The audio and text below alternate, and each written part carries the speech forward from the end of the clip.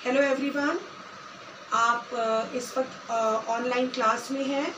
Happy Sunday to all of you.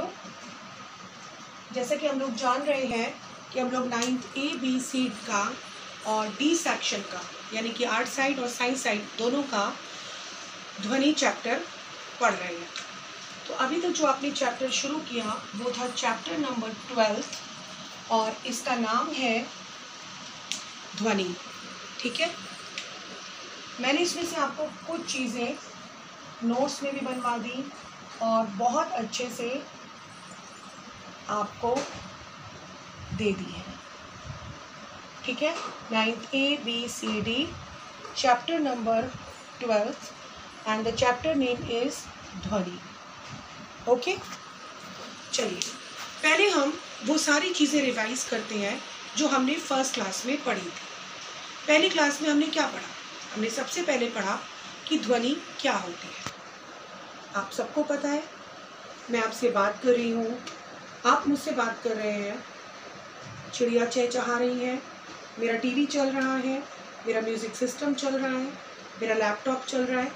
तो इनसे जो भी आवाज़ें निकलती हैं उनको हम ध्वनि बोलते हैं। ओके, फिर मैंने बताया कि ध्वनि कहाँ कहाँ से और किस प्रकार उत्पन्न की जाती है।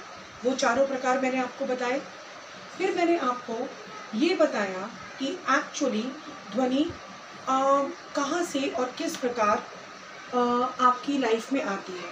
तो वो जो 4 मेन प्रकार है वो है आघात से, तारों को खींचकर छोड़ने से, रगड़ने से और फूंक मारने से। फिर मैंने आपको एक बहुत इम्पॉर्टेंट बात बताई कि निर्वात क्या होता है। मान लीजिए मैं ये छोटा सा लैम्प लेती हूँ। ओके, देखिए इस लैम्प में ये चारों तरफ से बंद है।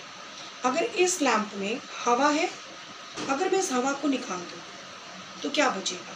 कुछ नहीं। उसको बोलते हैं निर्वात या फिर वैक्यूम। अगर इसमें हवा नहीं होगी और कोई भी व्यक्ति बोलेगा तो वो आवाज़ आपको सुनाई नहीं देगी। तो इसका मतलब ध्वनि के लिए किसी भी माध्यम की आवश्यकता होती है। वो माध्यम क्या क्या होता है? ठोस, द्रव और गैस। फिर मैंने आपको बताया कि ठोस में ध्वनि की चाल सबसे अधिक होती है, द्रव में उससे कम होती है और गैस में उससे भी कम होती है। Is it clear?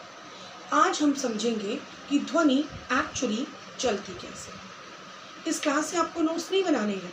नोट्स रुचि को मैं बनवा रही हूँ, चेक कर रही हूँ, वो आपको देगी। आपको यहाँ समझना है और वो समझना बेहद ज़रूरी है। मेरी आवाज़ आप तक कैसे पहुँचती है, एक्चुअली ध्वनि क्या है, इसका साइंटिफिक रीज़न क्या है, कैसे हम एक दूसरे की आवाज़ें सुनते हैं। तो चंद्रमा पर हम क्यों नहीं सुन सकते? क्योंकि वहाँ पर वैक्यूम होता है, वहाँ पर कोई भी वायुमंडल कुछ भी उपस्थित ही नहीं है, तो इसलिए माध्यम नहीं है तो आवाज़ भी नहीं है। आइए आपको एक बहुत अच्छी सी चीज़ बताते हैं। साइंस में इसको कहते हैं स्वरित्र द्विभुज। इसके नीचे की स्टैंड टाइप का होता है।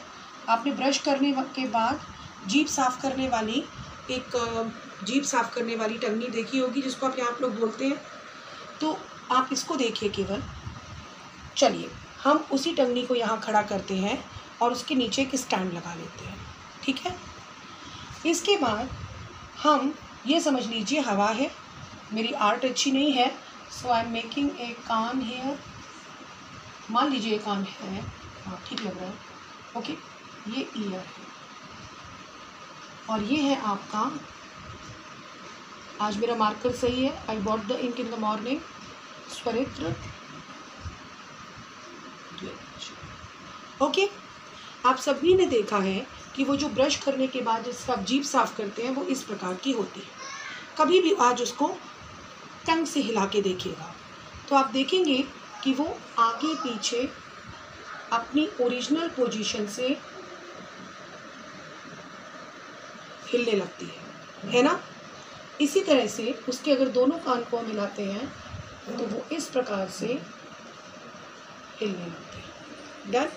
और ये इन दोनों के बीच में है एयर, कान के और इसके बीच में। ठीक है, अब देखिए क्या होता है। जब ये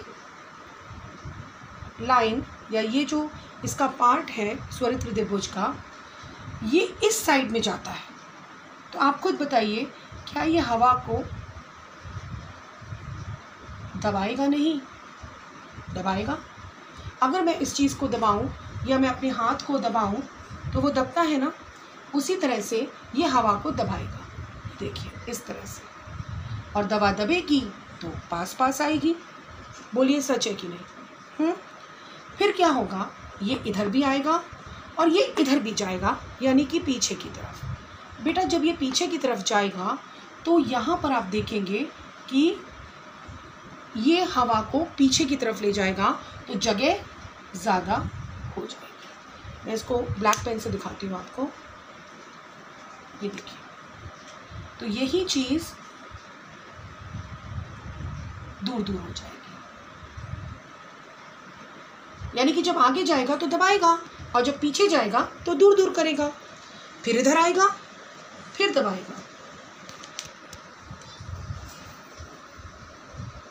और देखिए फिर पास पास आ गए। और फिर इधर जाएगा तो क्या होगा, दूर दूर कर देगा। ठीक है, तो आपको कुछ फर्क दिख रहा है? ये जो ब्लू पेन वाला एरिया है, ये राइट हैंड साइड या इस साइड में जाने पर हवा को दबाता है। जब ये पीछे जाता है तो हवा दूर दूर हो जाती है, फिर इधर आता है, फिर पास पास हो जाती है, फिर उधर जाता है तो फिर दूर दूर हो जाती है। तो इसको यहाँ पे मैं एयर लिख दे रही हूँ। आपके कान और स्वरित त्रिभुज के बीच में हवा है, तो जो ये पास पास का एरिया है इसको बोलते हैं कंप्रेशन। कंप्रेशन मीन्स संपीड़न। और ये जो दूर दूर का एरिया है इसको कैपिटल आर से लिखते हैं, और इसका नाम होता है रेयरफैक्शन, या फिर बोल के देखिए रेयरफैक्शन। फ्रैक्शन नहीं है, रेयरफैक्शन। रेयरफैक्शन का मतलब होता है विरलन। फिर देखिए संपीड़न आया, फिर विरलन आया, और इस तरह से आवाज़ आपके कान तक पहुंच गई। तो ये एक तरह की श्रेणी बना लेता है, C R C R C R C R. Is it clear to everyone? इस तरह से। अच्छा, एक बात मैं आपको और समझाना चाहूँगी कि जब भी एयर, यहाँ पे हम लिख सकते हैं कि ये माध्यम। माध्यम है किस किस किस बीच में? आपके कान के बीच में और ऑब्जेक्ट। ऑब्जेक्ट माने वस्तु के बीच में। बेटा एक बात आपको और समझनी पड़ेगी, ये वस्तु कुछ भी हो सकती है। ये लीजिए, टिंग, तो ये आवाज़ इसके कान तक गई। कैसे गई? C R C R C R. Done. यहाँ पर मैंने अपने बच्चे को एक ज़ोर से झापड़ मारा, तो ये आपके आवाज़ कान तक कैसे गई? सेम इधर। जब वो आवाज़ एक तरह की सीरीज बना लेती है जो संपीड़न विरलन के क्रम में बनती है। तो अब आप बताइए, आपको बात समझ में आ रही है?